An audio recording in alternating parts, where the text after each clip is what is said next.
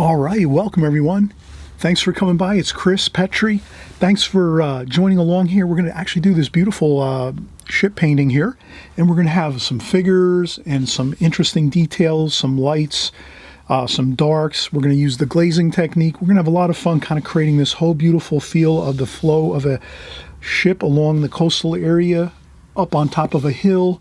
We have a figure here. He's working on the ship, so he's bringing up some supplies, some tools.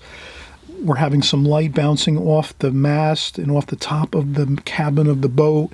We have some darks and beautiful, rich colors in here, and the flow of the washes.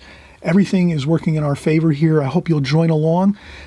Next thing we'll do is get started with our pencil drawing, and then we'll get into the beautiful watercolor washes of this painting. Again, we're using the glazing technique, which means beautiful washes of water and watercolor across the whole painting, working from light to dark. The first washes are light. We let that dry, and then we come back in and do our darks over the top. You'll have a fun time going along with this process. It's a really great way if you're just starting out in watercolor to learn watercolor. The glazing technique, it's a perfect way to get yourself on the right start to watercolor. So join along. We'll be right back. We'll start our pencil drawing. All right, we just saw the finished painting, so let's get right into it here. I always just mention right in the beginning of my tutorials that it's best if you can have some sort of device, either a phone, an iPad, a home computer, in front of you with the finished painting that we just showed, as well as having another device like either a laptop or a home computer or a phone, etc., with the video rolling here as we're working together. So if you can be working along here together with us on YouTube, and then also have a finished, have that finished painting of what we just showed on the first 30 seconds to a minute on the video. If you can have that up and running at the same time, it'll be so much easier for you. So you might have to do a little bit of research and investigation of how you might do that and think about it a little bit. I'm hoping everyone can wind up doing that, because that would give you the ultimate advantage of learning watercolor on my channel here, the way we do things here. Because you'll notice I don't always have the photograph on camera because of space. There's not much space on our work table here, or sometimes I can't show a photograph because it might be a copyright issue. I can't just take any photograph from someone else's art book or from the internet and just put it up on YouTube here. I could get my channel shut off and deleted from YouTube, so I don't want to do that. I want to stay here and be there for you and make sure that I'm creating great content for you each week as we go. So let's get started here.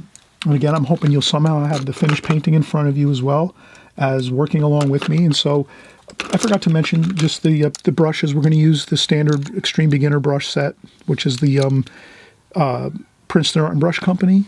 It comes in like a pack of 5 or 6 brushes, flat brushes. There's some another smaller size flat brush. There's a couple round brushes. I also have a mechanical pencil, which is basically, like an office pencil. It's an 0.09 millimeter pencil, retractable, so you can just click it and you have new lead all the time, so you don't have to sharpen it or anything like that. It has an eraser too. And just a couple round brushes here. You can use the brush that comes, this is a really excellent brush for details that comes with the Prang Oval 16 set, so you can use this one, which we will use. And then also too, I have an additional Simply Simmons number 9 round brush, synthetic brush. And these are all synthetic brushes, by the way. And this one's easy to see. It looks like pearls, so it looks like actual pearl finish, white pearl finish for this brush, and looks beautiful. And it also has that really nice point. And if we wet the tip of the brush, you can kind of see how it really comes to a nice point once we dampen up that hair there. And then again, we have our simple retractable pencil. So let's get started with the drawing. And this drawing is very simple. And we're just going to kind of, in this series, in this tutorial, we're just going to show how you can use some really wet glazing technique washes. So we're going to use the glazing technique. You'll hear me talk about techniques. Mostly we use either the glazing technique or the alla prima technique. Really, alla prima technique, basically we're painting all at one time. We just start out with maybe some darks in the painting and just keep working our washes, and we complete the painting all in one sort of wash. The glazing technique's different. Glazing technique, which we're doing here again, is going to be that beautiful wetting of the paper first, dampening up the paper and getting some light washes on first. And then as things dry on the paper, then we can start working in some darker washes. So you'll see how we're going to do that here just in a few seconds. So first thing we have to do is do the sketch. Let's get that in. And the sketch is quite simple. I'm just going to kind of have I'll do a very light sketch first, and then I'll go over with a little bit of a darker pencil line. And I go with a lighter pencil line first, just in case I have to use the kneaded eraser here, this gray gummy eraser. It doesn't make any crumbs, which is really the main quality of this eraser. It doesn't make any crumbs. It's the kneaded eraser, so it's kind of like a nice, soft, pliable eraser. And when you erase it, it does a wonderful job. And it also, again, doesn't leave any crumbs. And so I use this all the time. So we want to go with a light pencil sketch first and just sort of get ourselves a little bit of a flowing hill here along the oceans, the coastal area. And I'm doing this improv, so I'm just improvising this. I'm not really working from a photograph or anything like that. I'm just going from memory. And so what I'll do is I will kind of say, I want to go about a third of the way up here on the page. So if we just maybe made a couple of hash marks and said, this is 1/3, this is 2/3, 3/3. So we have thirds here. Maybe this hill here along the coast is like this. It comes down like that. So then I'll make a darker line here now. So now you can kind of see I kind of have a little bit of the bottom of this kind of like coastal, rocky bit of land mass here along the coast, along the ocean. And it comes up, and then it goes to about a third here, and it goes up a little bit from a third, 1/3 above the bottom of the painting. So it comes up this way, and then it curves on down like that. So that's going to be our first sort of thing that we're going to create, a hill or a small coastal bit of land right along the ocean here. And then I'm happy with that. I think that looks good. So we have a good bit of land here that we can have as like an anchor. It kind of makes a nice anchor for the painting to be weighted down nice. And then I'm just thinking, I'm thinking like structurally of a painting. It feels nice if you have some heavy weighted things on the bottom of your painting. It feels like your painting's weighted down, but maybe you might want to make balloons in a painting, and that would be a different effect. So you wouldn't want maybe a weight. If you're drawing, maybe in painting balloons, you might want to have like more of a free feel of the balloons going up in the air, and you wouldn't have a heavy chunk of land like this. But for this painting, I want a big chunk of land there. Looks good. We're going to have a big boat here, and we'll start drawing that boat in a second. Next thing I want to do is just maybe think about maybe some ocean. Let's put a little bit of ocean, distant ocean here across like this. So we'll have a nice bit of ocean there. That's the distant ocean horizon line. And there might be a little bit of a change in color of the ocean. Maybe we'll make some different blue colors and things here. And then next, let's start our boat. And I would say our boat is going to kind of, I guess we'll do the bow of the boat first. Let's make it like that. And it's going to look like one of those older ships. Kind of like those interesting old pirate ships. And we'll just come down like this, and it's going to have that nice swoop in it. Like this, swoop around, and this way here like that. And I think that looks good like that. So the stern is here. Like that. And there might be some trim on the boat. So we're going to have some trim along the bottom of the boat here. Like that. And what I will do too is I'll go over with, again, a darker pencil line so you can kind of see how I got this boat in here. Again, I'm with almost a vertical line. So if you can imagine, that's almost straight, this plumb. So the front, the bow of the boat is almost straight. you can see it's on a little bit of an angle like that. So you would want to avoid doing too much of an angle like this, and you'd probably want to avoid going straight like this too. You want to have just a tiny bit of angle on that bow of the boat there. So that can be your first line that you tackle and say, all right, let me do that. Tiny bit of an angle on that. Not much though. Almost straight. I mean, I could even almost make this a little more straight than that. So I'll erase a little bit even. I'll use my kneaded eraser, better yet. And I'll almost make this even a little more, almost straight plumb, but not quite plumb. Plumb would be straight, vertical like this. Just a touch like that of an angle. And then over here we'll come down and we'll just have that nice swale in the side of the boat, and then the boat comes over like this, and then at the stern there's a nice little bit of square portion of the back of the boat, and then it goes in and then it curves down like this, and then it's kind of set upon the rocky hill here along the coast.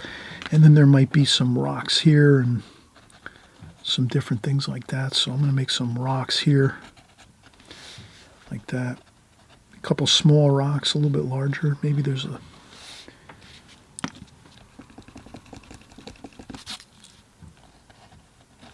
like that.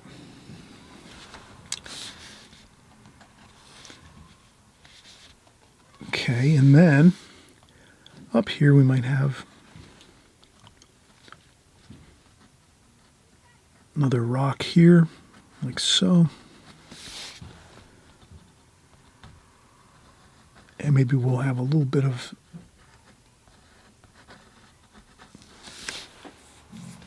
a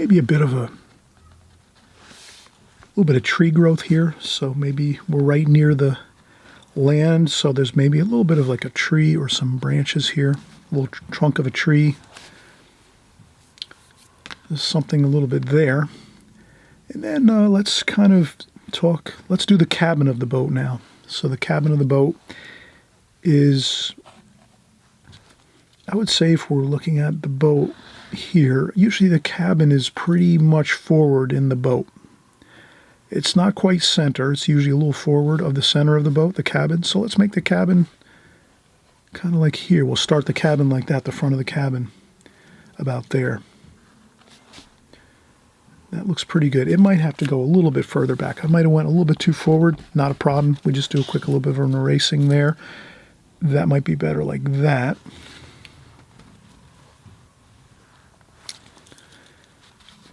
And then we're just going to make the cabin kind of curved like that.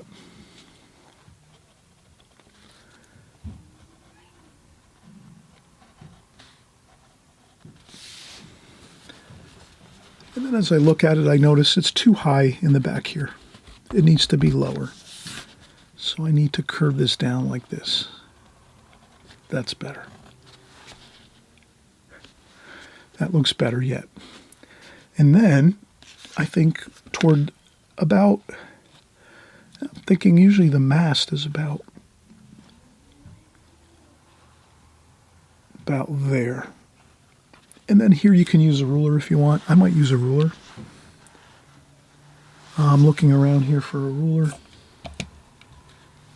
Okay, I see a ruler here. So I might just take a ruler and try to get more of a straight line if I can, just so I have a reference point. Like that.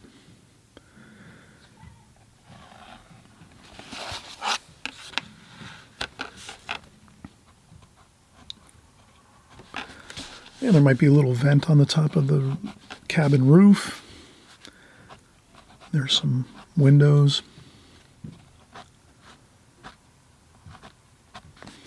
We're going to make this very loose, this painting. So we're not going to get tremendous amounts of detail here. We could even make this a little bit taller like that, the mast. And we'll make a cross member up there. And maybe we'll just make a couple bits of lines. Maybe if you don't want to do any rigging, maybe you don't want to have much rigging, maybe a little bit of rigging there, and maybe a little bit of rigging here like that. Just a couple little indications of some rigging lines. That might be fine. Just a little subtle bit of that. And I think we're really set. We could also do a figure or two if we wanted to. We could do a figure down here by the water. So again, I usually like to make a carrot. Tell you what, let's take a quick break. We did a lot of work so far. We got the boat in with the cabin, and we have some interesting details here, some rocks and some maybe a little bit of a bush or a tree, small tree here, and some rocky bits of coastal area here. We have our cabin and our boat here, and we did a little bit of our mast of our boat and some rigging lines, just a touch of rigging lines just to kind of remember we should add a little bit of that into the painting. But other than that, we're really pretty good. So let's remember that if you always need to make any adjustments, if you think you want to make something a little more thicker or bulkier, you can do that.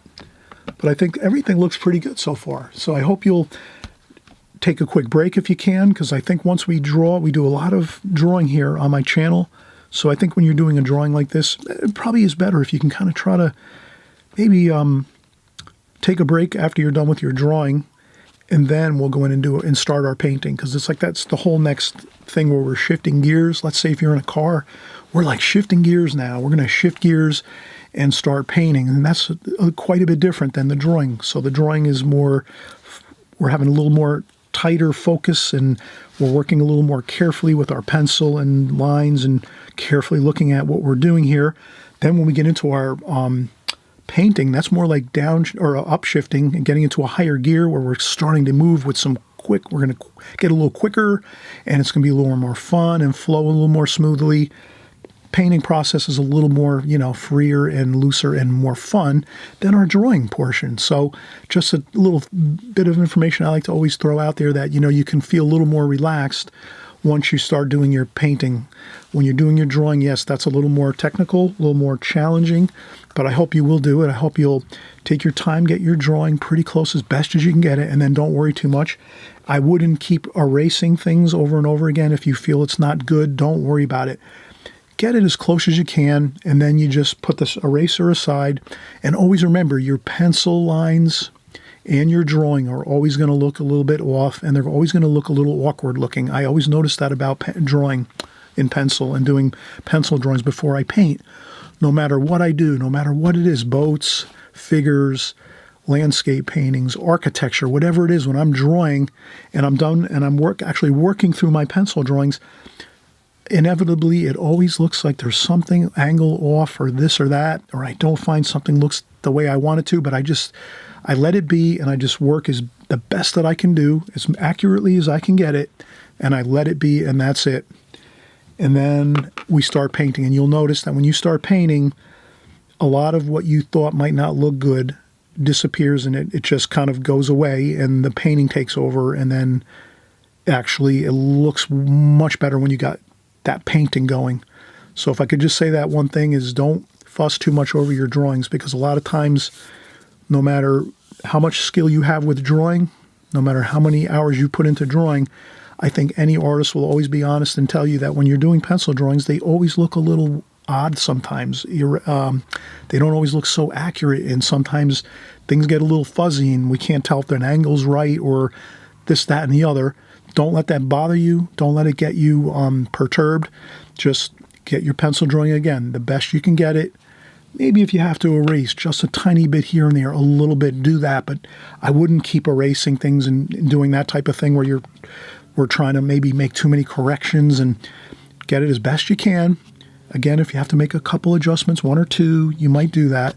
But then that's it. You just keep working and you get it the best you can. And once you start painting, you can also change your drawing with your actual paint. You can take your paint and make the boat a little taller, make the boat a little bit thicker, or make a line a little different with your paintbrush. So you always remember that. You can also make changes when you're using your paints and your paintbrushes to your paintings, and that's why I say do not agonize over your pencil drawings. Get them as close as you can get them, and that's it. And then once you get in there and you're painting, you'll notice that you'll be able to actually make some adjustments when you're painting, and you won't have to worry so much about getting that perfect pencil drawing. Okay, all right. So we've been covered that quite a bit, and let's get started with the painting in just a second. I just want to take a few minutes to take a break, and then I'll come right back and we'll get started.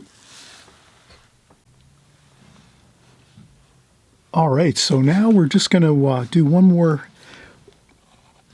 bit of our drawing. We did say we wanted to maybe make a figure here, so we're going to make a figure. We usually make figures almost like a carrot shape at first. So I make kind of like a carrot shape like that. And then you can kind of, from the carrot shape, then you can kind of like make a shoulder and an arm here. So you can make a shoulder and an arm. Maybe this figure's carrying something here like a bucket.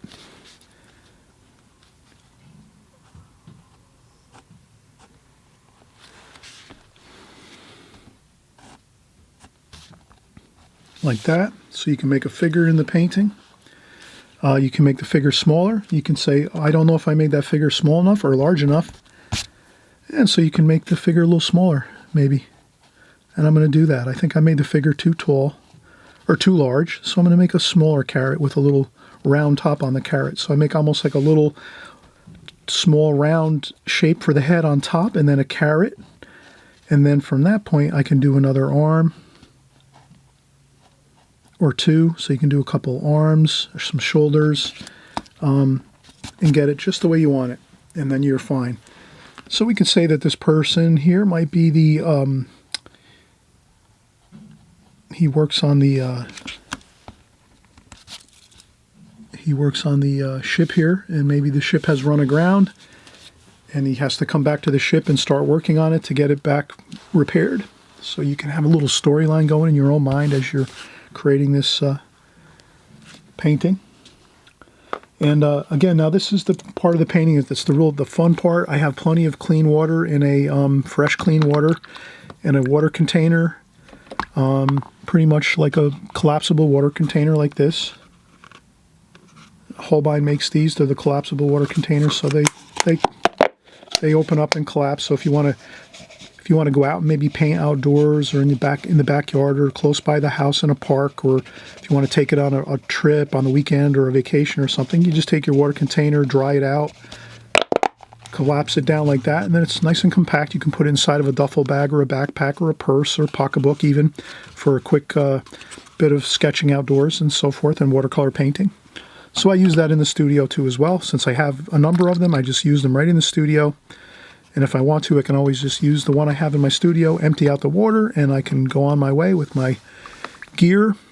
And I have a damp sponge right in front of my water container. It's right to my right here. So if you can imagine, my water container is right to my extreme right, with a sponge to try, take a little bit of water off the brush if I need. And I'm using this larger 1-inch brush to get a bit of water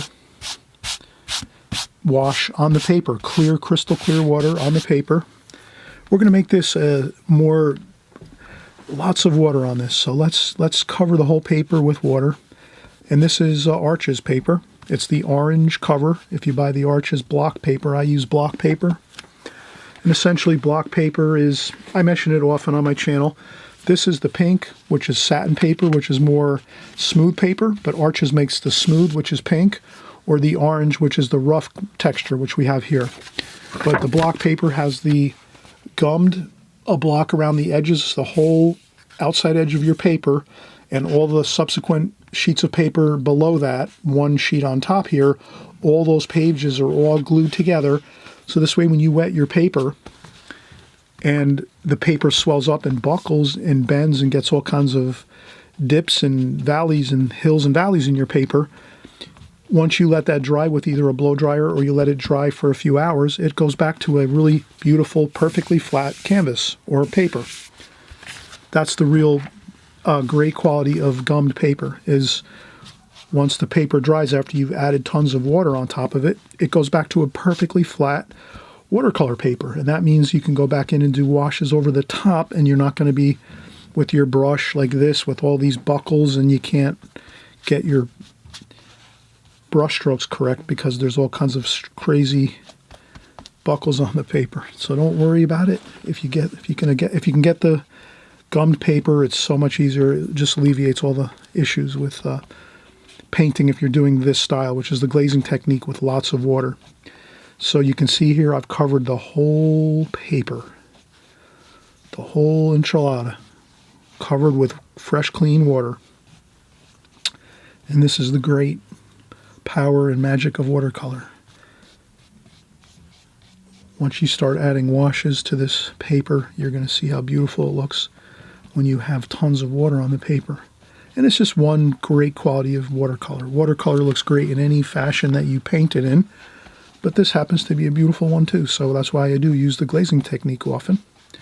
So again, we wet the paper, the whole paper, nothing but the paper, and we let that sort of sit there like that for a few seconds, and then while that's sitting like this, with all that damp water on there, we'll come over here and we'll do our sky wash. We'll get our colors for our sky in, and that's going to be our blues here, which are the kind of like a cerulean blue and a French ultramarine blue, like that. See, those two blues are kind of like cerulean and French ultramarine. And then what else? I would say those look great. And then if I start another bit of blue up here, and then I go in and let's get a little bit of green. Like that. I think a little bit of green is going to look good in that too, in that wash. For the sky, maybe. And then also some earth colors. Let's do a little bit of orange, like that, for some warmth in that sky color.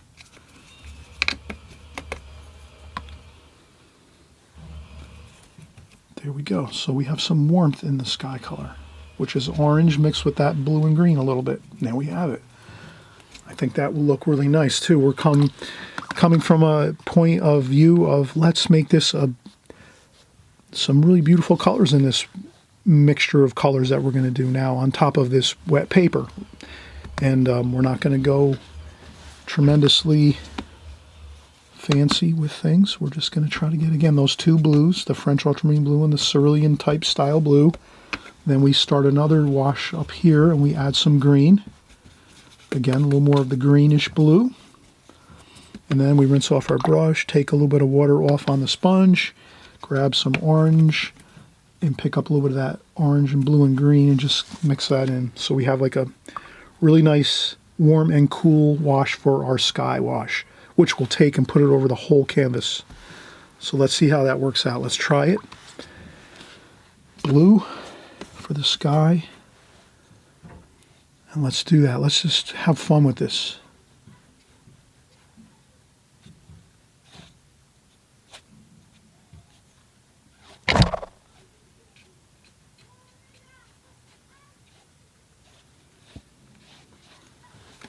A little bit of the warm colors too.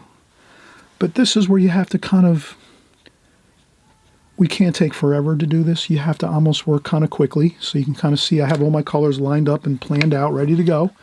And that's what we're doing here. And then that's all we do is we just get that on there.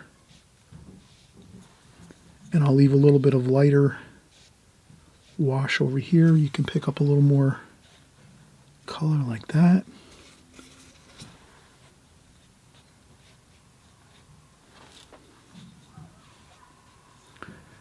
This will be dark, the boat.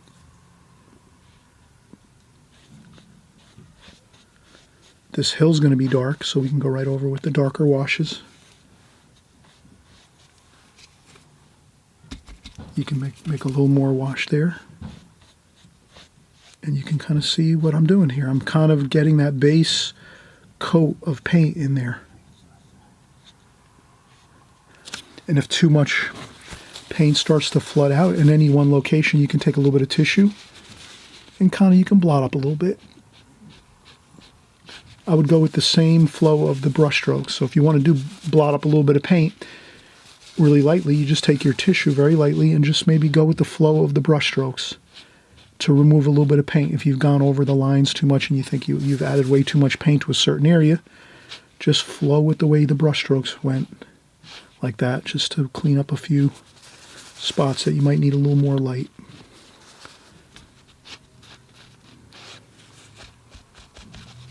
But I think this looks pretty good, like that. And that is it. So if you can imagine, this is the first wash, the first glazing.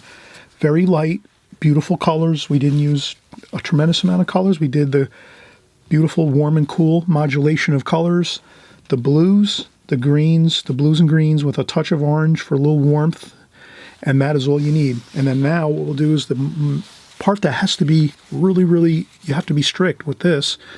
You have to let this dry now 100%. So that's where you can let this sit for a couple hours and let that paper get tight again like a drum skin.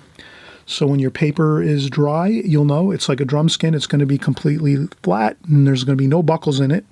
Or you can also take a blow dryer and about 5 minutes of blow drying or 10 minutes of blow drying with a blow dryer. It'll get the same effect. You'll get a nice, even again, your paper will be flat again and tight like a drum skin. And then you can go back and we'll do our subsequent washes, which are going to be the darker darks on top of this to give us the effects we want of a beautiful boat along the coastal area here. And let's get started in just a minute. I'm going to use the blow dryer, and this way I can get back started in like 10 minutes. Okay? All right, be right back.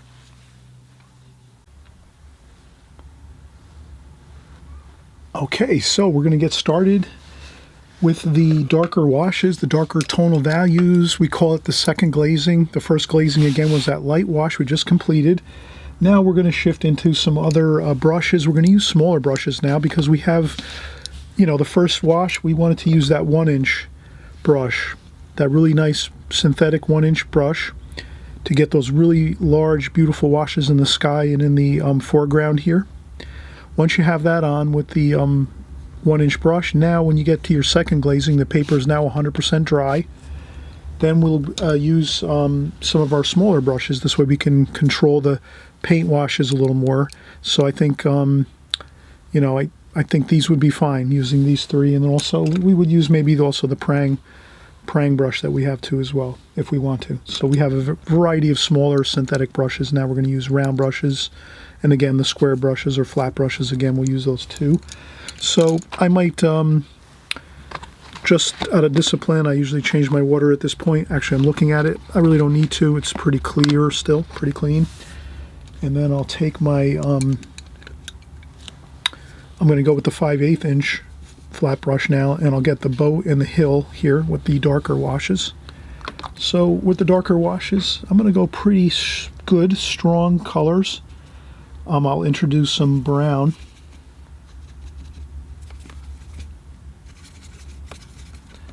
And then we'll go in again with the blue. So we're going to use the blues.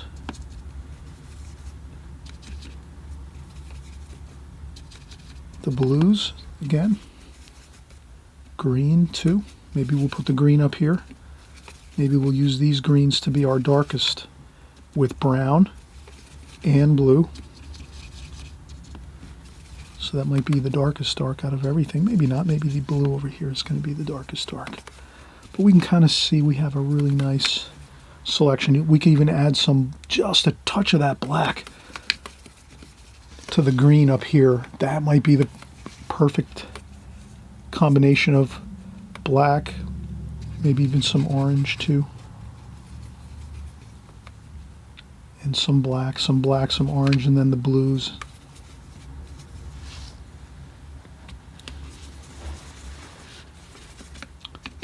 I just try to get myself a good variety of colors. But remember, here on this, the most important thing you have to remember now on your second glazing here is your colors need to be straight paint, basically. You don't want large puddles of water. So what I mean by that is if you see that you have puddles in your palette that look like this, like you see all that amount of water, that's not going to work at all. That will be really, you won't be able to use this type of a wash right now. This is a little bit, but it's got stronger color. You can see it's darker. This is more light. And then this up here, these are basically straight paint. That's all straight paint, no water basically. Just a little bit, enough water to just put it into the palette and mix it around a little bit, and that's it. So that's what we want. We want really, really good straight paint, hardly any, just a tiny bit of water, and that'll get us these values right here. And that's what we have to work with right now, and that's what we're going to do. We're going to go up and start getting our cabin in here.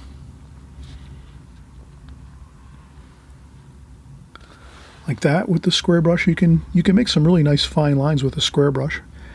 Maybe we can get all of our lines in here with our square brush.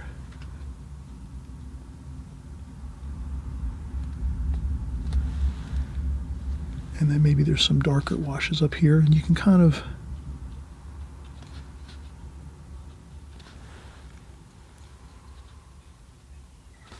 and then what I like to do is kind of get those darks in first, the really, really dark darks.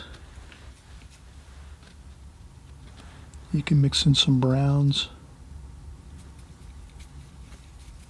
too as well to get like a warm, kind of a warm, the blues and greens with a little bit of that brown color too. And then once you start to get that, and then I'll do some of these here. So I'm trying to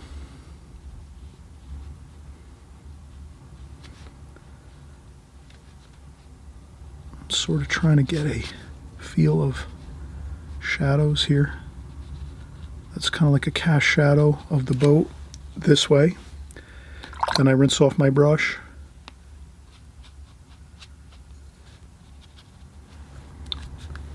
And then I might take some of these washes and make it a little bit lighter. Some of the brown too, mixture.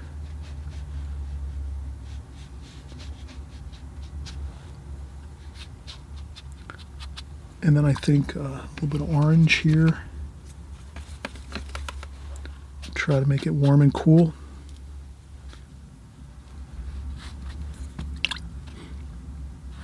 Maybe thin down the paint there.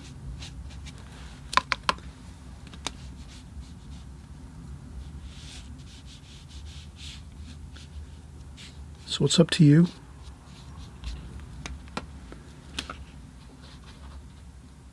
You can go thin and thick with your paint. And then I like to just make the here like that. And there's some more darker there. Darker tones there.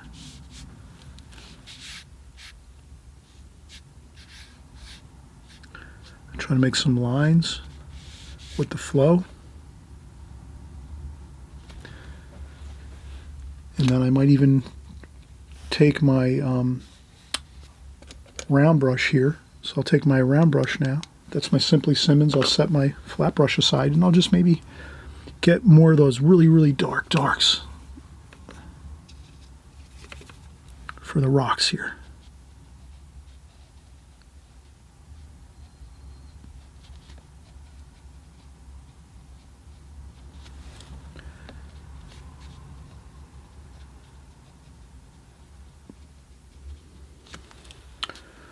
Looks good.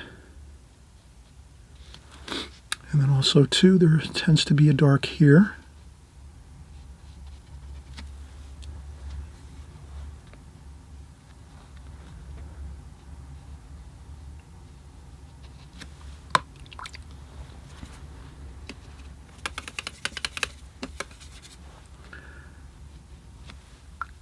And then it gets a little bit lighter here maybe.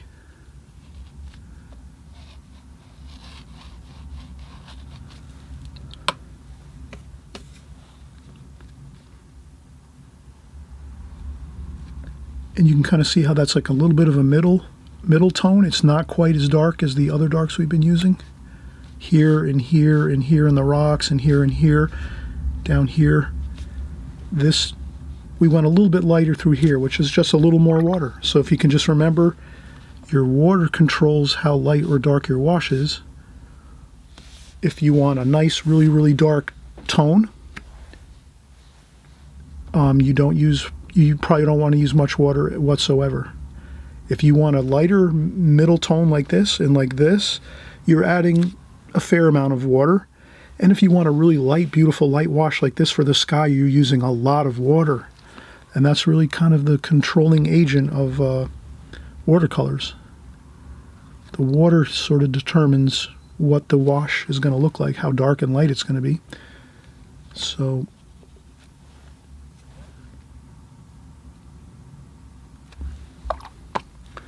and if something gets a little bit too dark and you thought you needed it to go lighter, you can always roll up a little bit of tissue and blot up a little bit if you have to, like that.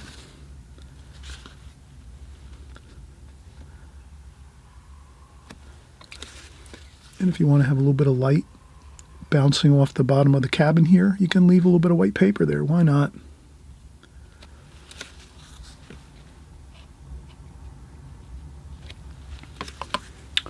And then maybe some more dark for some details up here on top of the cabin.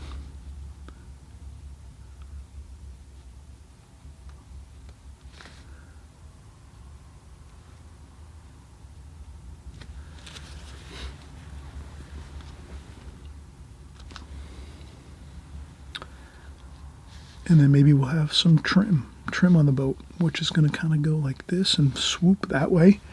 Kind of a nice little feel of some, we had some of that flowing feel of the sky like this with our brush.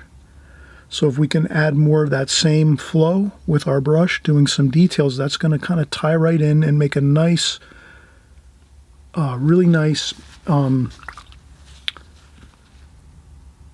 tie-in to what we're doing throughout the painting. So if we can make some beautiful sweeping lines through the sky, let's make some beautiful sweeping lines through the boat here on some of the details of the boat. We might as well try it that way. Get the same kind of idea flowing in the painting. Like that, get some flowing. We got some flowing feel like this in the, and everything seems to work out well if you can have the same thoughts throughout the painting, working in the painting.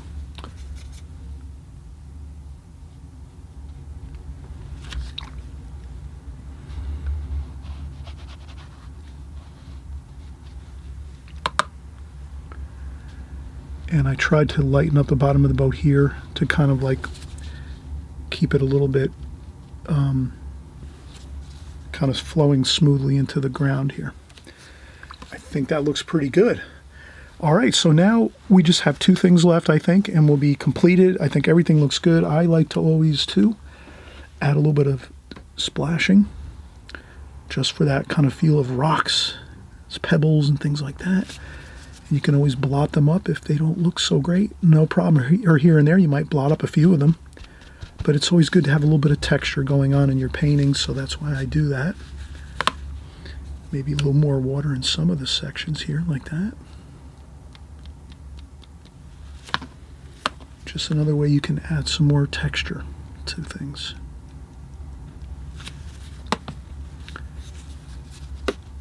And then you can blot up some areas too if it looks like it's going to have a problem with the wash looking funny or anything like that. A tissue quickly dabbing will save a lot of problems in the future if you want to make sure you are keeping an eye on your washes. And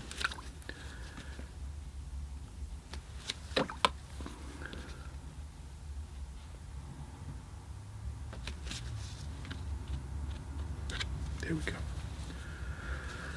Okay, so I think I'll do one more line here, just a little bit of a rail back here. That. This one here goes like this.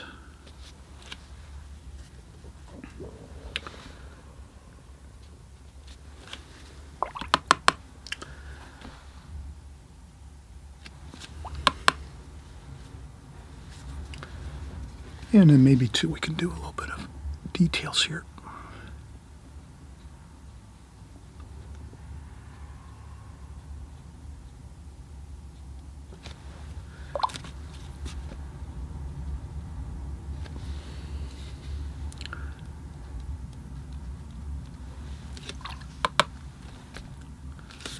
And again, if the splashing doesn't come out perfect or you you don't think it looks great, you can lift up with the tissue. There we go. And I'll maybe darken it up along the bottom here. Then I can even go in with my needlepoint brush.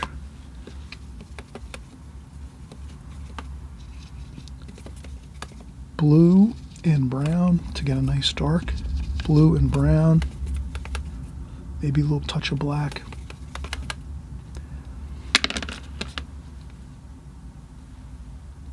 And then we can do this.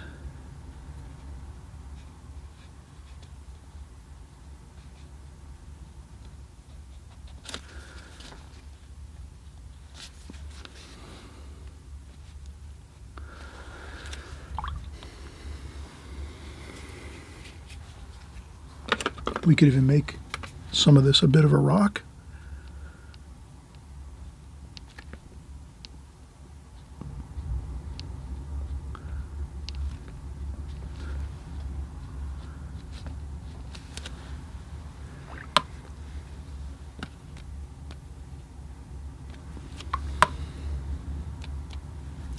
Soften it up a little bit.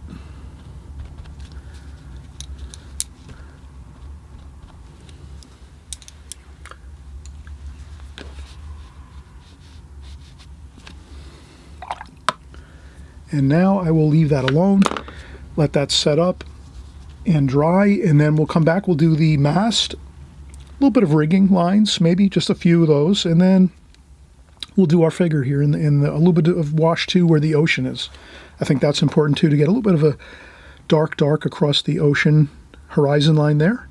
And we will be finished, and it's going to, I think, actually, you're going to be very happy with this, and I'm always hoping, too, you'll subscribe to my channel. If you're finding you're getting good results with my channel and following along here, by all means, please feel free. You can subscribe on the right-hand side below. It's the subscribe button right below the screen, and then also, too, there's some notification bells, and if you click on all notifications, which is the top bell in that list of notification bells, if you hit the top bell, all it's going to do is just notify you every time we create a new video here on my channel. And I'm usually working every week, so we're here every week working on new projects. Today we might be working on a boat.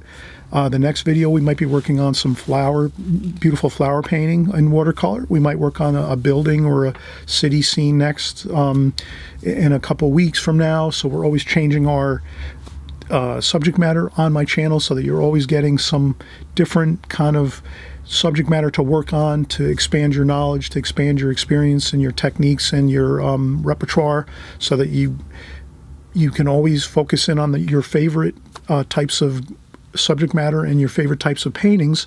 But it is good to kind of always be familiar with everything, because it kind of just makes you a well-rounded watercolor artist if you can kind of work on all things watercolor. So that means all subject matter in watercolor, drawing and painting in watercolor. If you can do that, please work on the things that you like most of the time, but always try to do a few little different things as you go too as well, because that really does help build your skills, and you'll make you a better artist for certain. Okay, so let's come right back. We'll do our final details, the mast of the boat, a beautiful figure here, and also a little bit of a distant bit of ocean, and we'll be all set. This will be a finished painting, and I'm glad you're joining along, working along, and I'm hoping you're going to put your painting on the wall. Maybe you're going to put it in a frame. I hope you frame it. If it comes out really good, why not? Frame your paintings.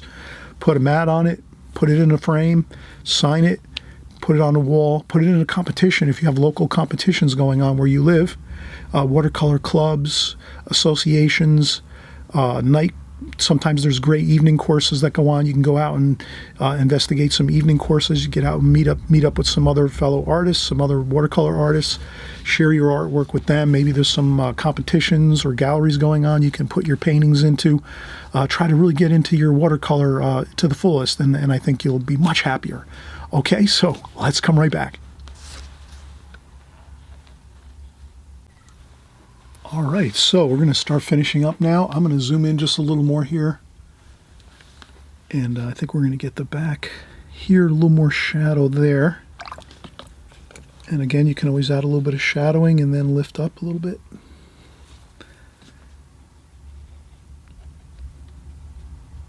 If it's a little bit too dark.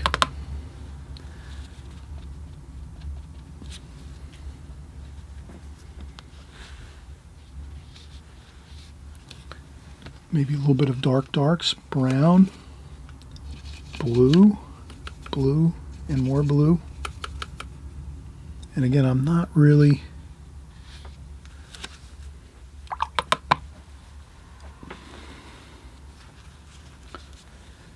using any water. Basically, I'm using all straight paint at this point. Now I will change my water because my water is pretty muddy looking. You can kind of see I'm being very careful here.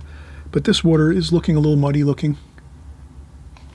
So I empty out that water and I want to kind of use some fresh water now. Not that I'm going to use a lot of water. I don't think I'm going to use much water at all, right? At this point, it's going to be all mostly straight paint. Let's see how it goes. So I will have a tissue handy to blot up any washes I might need to. And I also use the tissue to dry off some water off the brush like that. And then I will take a little bit of that dark we made here. I think I'm going to make the cabin door here.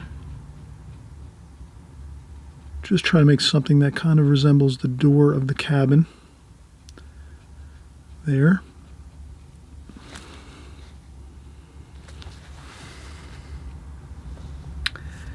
And then I think I will get a little bit of a lighter wash here so you can kind of see and this is why I put the palette. I definitely want to put my palette on the picture here on my video. So you can kind of see I'm using a very light wash here.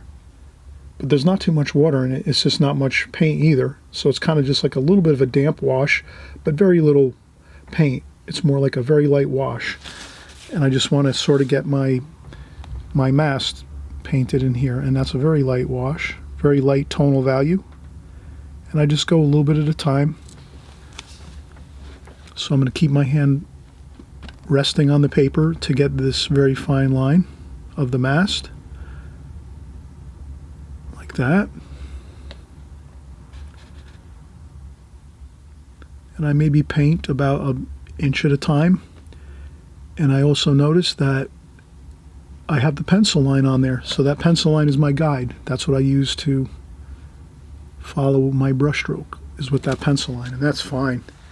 And I'll do another pencil line here for the mast, the cross beam for the mast up above, like that. And then I'll go in and get some darks just to make a few highlights on this. So I'll take some of that dark up here, dry off my brush on the tissue so I don't have too much paint on there, but just enough to get a little bit of a dark up there, like that. That looks good. A little bit of dark there. Maybe there's a little bit of a dark under here. Like that. Quick little zip of the brush. Only do that though if you feel comfortable. If not, take your time. A couple other marks just to sort of have things looking interesting. And then let's maybe go down here and we'll do some. Again, I'll take some. Tell you what, I think before we do the figure, let's do the ocean. So the ocean's going to be more of a blue color. And so I'll try to get a light blue color and some mostly water.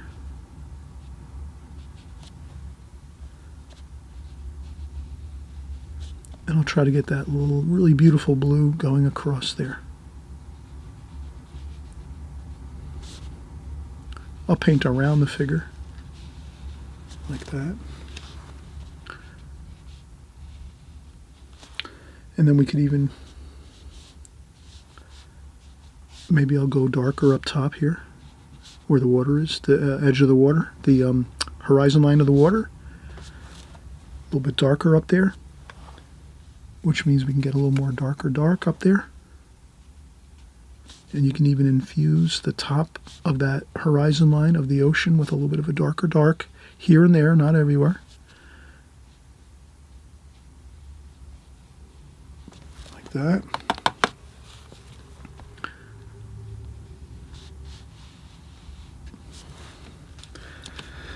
And then we can soften it up here a little bit.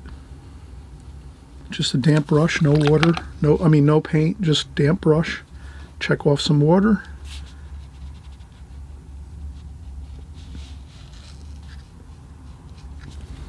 That.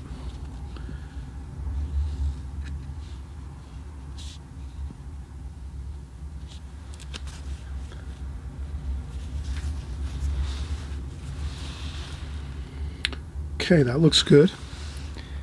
And we can do some rigging with our needlepoint brush. So I will take our needlepoint brush again, get some dark darks, a little mixture. Maybe I won't go extremely dark, maybe like a little bit of this mixture with a little bit of this lighter mixture here.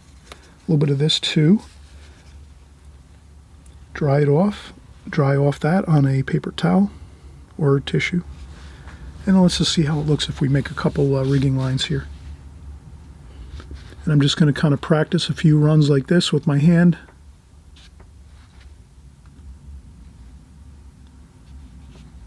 Like that. A few like this.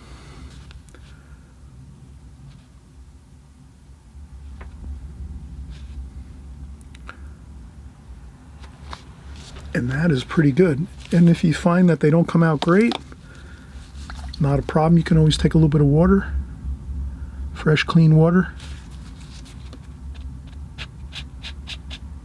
And you could dab on them a little bit if you want to. If you make them too dark or something like that, not a problem. But just a couple marks on the paper here. I wouldn't go too much. You could even leave them out if you want to.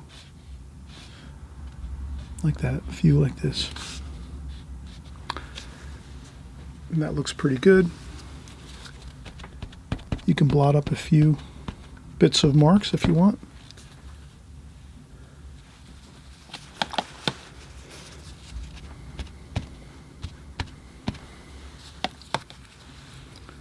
All right, and then the final thing we'll do is we'll do the figure here. Let's create this figure. Let's create some flesh tone, red, orange. I think orange. Let's stick with orange. We used orange before in the painting, so orange will look fine.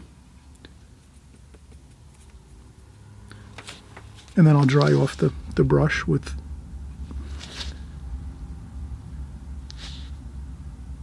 like that.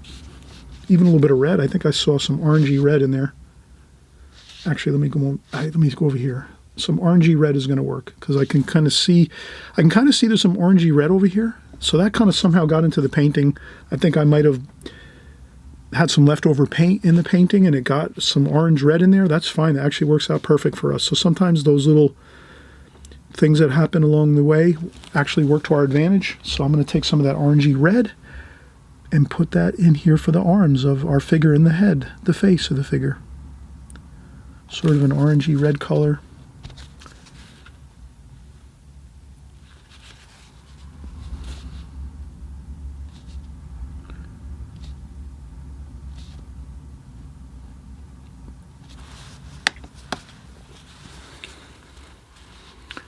And then we have some buckets. Maybe he's carrying a few buckets or some things. So I'm going to put some buckets here. Tool buckets or things like that. He's carrying up to the ship to do some work. I'll use a familiar wash for the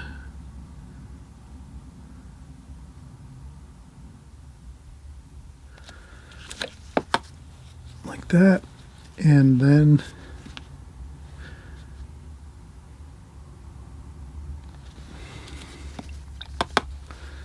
we could do a hat, so we could take some darker darks maybe.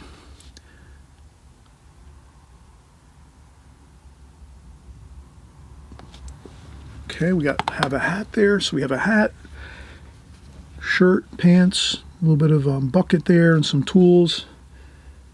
Working on the ship here along the ocean coastal area. Trying to get that ship back in good order.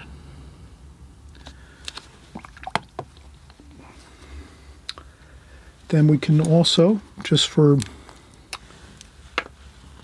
little bit of orange, put in top of the titanium white paint. So I have a tube of titanium white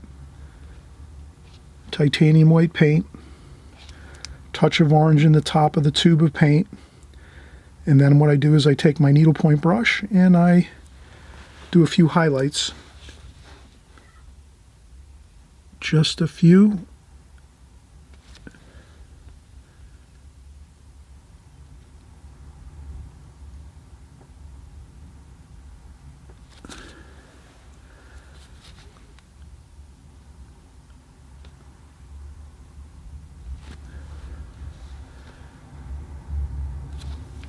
And I'm just going to do a few here and there, not too many.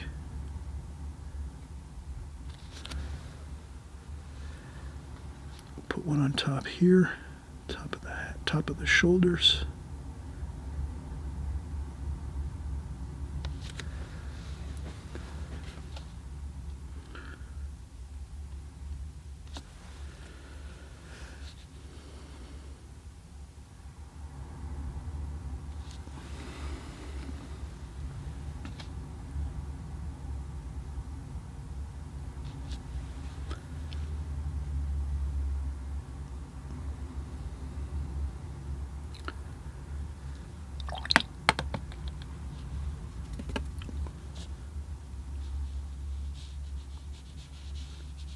And I think that's about it. I think we're really kind of just finishing up a few little details, but I think that's really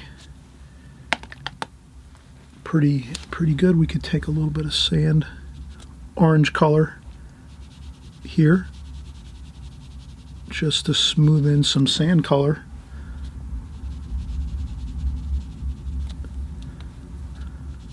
Along the shoreline here.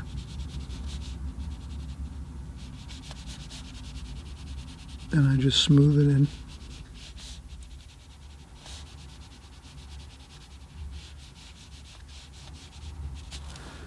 Just like that.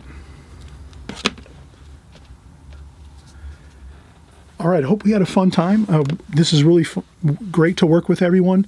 Let's come back. We'll do another few paintings just like this using the glazing technique. We're doing the Extreme Beginner series, and that just is really the fun about Extreme Beginners is we're using basic palette. We're using a palette you can just basically work with, and then at the end of the session you can just leave it as it is, and then when you come back all you have to do is use a spritzer bottle, spritz on the water like this, and you're ready to paint again. And you just spritz on your palette and you clean up the paint from your previous session with a little bit of paper towel. So it's as easy as when you're done painting, you're just spritzing your palette, lifting up your washes that you did on your previous painting, and then you're ready to start painting again. So it's really simple. It doesn't waste a lot of time. I know sometimes if you get into the fancier watercolor paints and palettes and brushes and things, it tends to be a little more work. Takes more time. So if you're just starting out in watercolor, don't worry about all the more, let's say, time-consuming art supplies that are out there. Start out simple at first so that you can be painting a lot, drawing and painting a lot. That's your main thing. You want to get your time in on drawing and painting. And then once you start getting a little more up to speed on things and you feel a little more confident and you're able to spend a little more time, you can get the better paints, the better brushes, the better papers and things like that. But even this painting, I did use Arches rough paper. I suggest you definitely try to use the papers for this Extreme Beginner series type work that we're doing.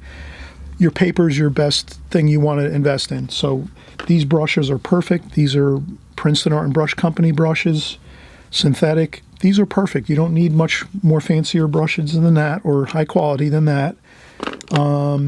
Maybe you buy a couple, custom brushes or something that, you might see me use that are not available in synthetic and so forth. But you have to figure those things out as you go. But again, the main thing is let's have fun.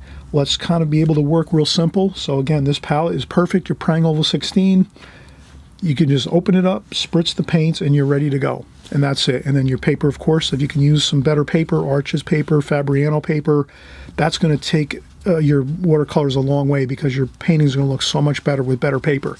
If you're trying to paint with a very, very inexpensive paper, it'll be really hard to get a good result because I've worked with a lot of inexpensive paper over the years, especially when I first started my first 3-4 years.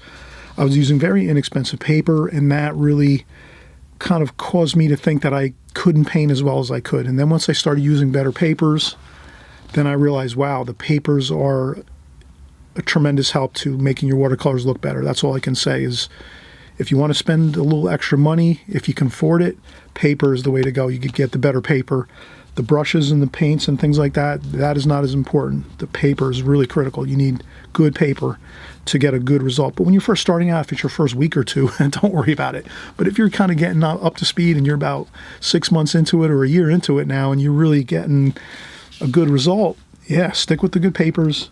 And then again, upgrade if you can. If you can get better brushes, better paints, do it. But again, this is the beginner series. This is what results you can get with just basic palette, paints, and basic brushes, and a good paper, an Arches paper, rough paper, and you can get this painting done beautifully. I hope you're putting your painting in your frame right now as you let everything dry and you say to yourself, yes, this is going to be signed and put into a frame. Put it up on the wall, be proud of it, and we're going to see you on the next video, okay? All right, bye-bye.